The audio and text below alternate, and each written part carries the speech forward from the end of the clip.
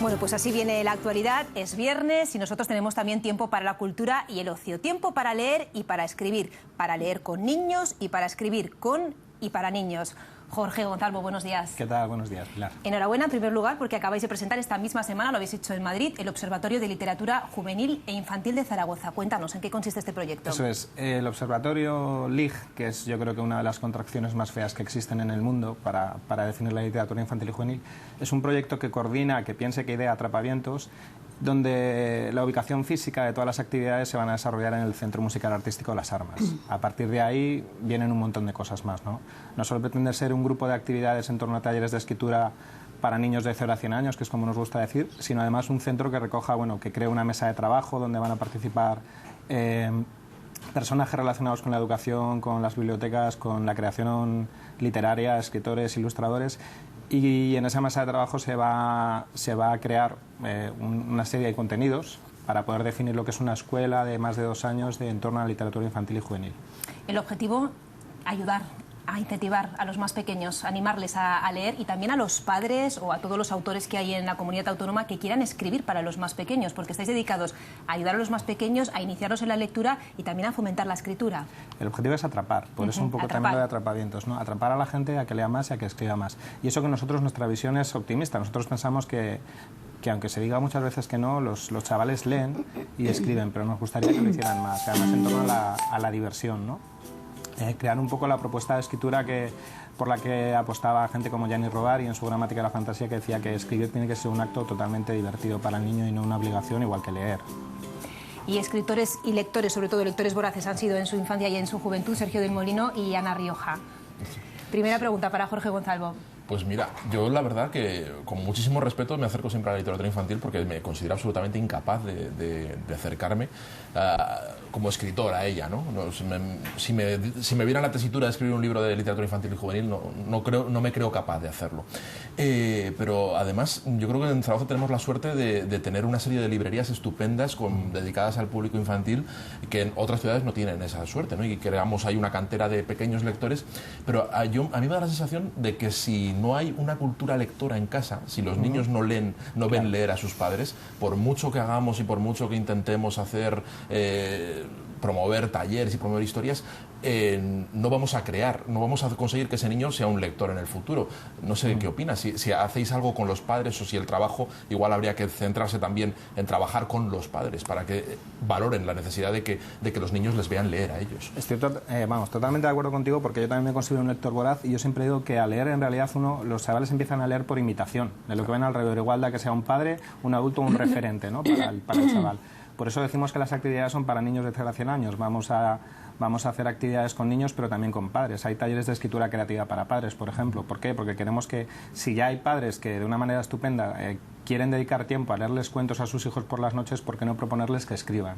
Y en esos talleres un poco trabajar en todo eso de que el chaval al final termina leyendo porque ve que a su alrededor la gente lee y se preguntan, caramba, pues igual esto es igual de chulo o más que ver la tele o jugar con la Play, ¿no?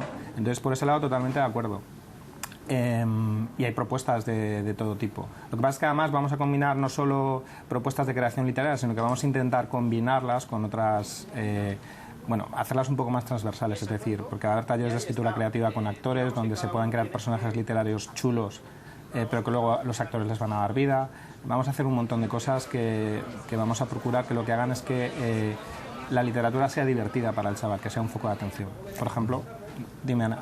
No, es que quería mencionar una campaña de fomento a la lectura que hacemos para chavales con magia, donde el gancho es inmediato, es decir, les enseñamos que los libros tienen magia física, o sea, magia real en su interior, y se lo demostramos porque hemos elegido una serie de libros muy interesantes, unos clásicos de literatura infantil y juvenil, y hacemos magia con esos libros, de manera que los críos enseguida, en cuanto termina esa actividad de fomentar la lectura, se van a casa, se saben de memoria el argumento del libro, el autor, cómo es la portada y esa es la forma, yo creo, que de enganchar o atrapar que decíamos antes. Que no sé si es más complicado enganchar a un público juvenil, porque parece que los pequeños entran solos y quizá pueda haber una laguna en edades un poquito más mayores de los niños, quizá talleres o actividades preparadas para ese público más juvenil. No sé si vosotros habéis observado que se desenganchan en una determinada edad de la lectura y se puede potenciar de alguna manera. Se desenganchan porque ocurre un fenómeno curioso. Yo también imparto talleres de escritura y mis mejores alumnos, tengo alumnos en el mismo grupo, por ejemplo, de 9 años a 60 o a 70 años. Y mis mejores alumnos yo digo que son los que tienen 9, 10, 11 años, porque son los que escriben porque les apetece. Pero hay una frontera de chavales que están empezando a escribir o que escriben, que tienen 16 y que ya se están empezando a adultificar, por decirlo de alguna forma, a coger los vicios de los adultos, se empiezan a preocupar por querer escribir bien, por querer escribir mejor que los otros compañeros y empiezan a coger esos vicios que tenemos los adultos enseguida de no, yo lo quiero hacer mejor. Y además se frustran, ¿no? Que es uno de los principales bloqueos creativos, además en la escritura, que Sergio yo creo que estará también un poco de acuerdo, ¿no? Pero fíjate, yo creo que además expulsan más la escuela, paradójicamente, expulsa a los lectores, a niños que a lo mejor te pueden tener una afición a la lectura, pero llegan, a lo mejor a los 14 años, les obligan a leer el Cantar del Mío Cid y les expulsan para siempre. Les dicen, pero esto es la literatura, pues vaya rollo, qué aburrimiento más. Y yo creo que es muy necesaria que trabajéis contra ese tipo de escuela, que yo creo que también es un modelo un poco anticuado que se está, por suerte, los profesores de literatura ya se están dando cuenta de que eso no conduce a ningún lado, ¿no? De que hay que tratar los clásicos de otra forma. Sí, de hecho vamos a trabajar contra eso, contra la ñoñería de la literatura infantil y juvenil, que además alguna vez te he oído decir que eso es lo que te da un poco repelús, contra los clichés, los lugares comunes, los tópicos. De hecho, nosotros estamos totalmente de acuerdo con escritores de la talla de Bernardo Tachava, que decía que de la literatura infantil y juvenil nos tendríamos que quedar con el nombre y no con el apellido. Es decir, es literatura sin más. No hay que discernir entre literatura para adultos y literatura para niños, empezando por ahí. Una pregunta que me surge, ¿cómo se está adaptando la literatura, sobre todo juvenil, a los nuevos soportes? Porque, bueno, los niños, como comentabais, a partir de los 12 años difícilmente cogen un libro, pero están todo el día con las tablets, con los móviles. ¿Qué forma hay de que esa literatura se adapte a esos nuevos soportes y si eso va a cambiar la forma de contar para niños y jóvenes? Sí, va a cambiar. De hecho, ya hay gente muy interesante en este país que está investigando las nuevas narrativas digitales. Yo soy un entusiasta del libro en papel, pero también soy un entusiasta de las nuevas tecnologías. De hecho, creo que al principio la gente que quiere establecer un poco la dicotomía entre libro-papel o libro en digital se olvida de que pueden llegar a tener lectores que consuman el mismo libro, el mismo contenido en los dos formatos. Es decir, y a mí de hecho me pasa. Yo consumo literatura infantil y juvenil también, cuando veo un álbum ilustrado que me gusta mucho, lo compro en papel, pero luego también lo compro en digital porque las editoriales se están preocupando de que el contenido para el tablet, para la aplicación digital, sea distinto, la experiencia de lectura sea diferente. Y ahí yo creo que eso es bueno. Y tampoco hay que olvidar y tampoco hay que darle un poco la espalda que ahora los niños que nacen hoy en día son ya nativos digitales, ¿no? El famoso nativo digital.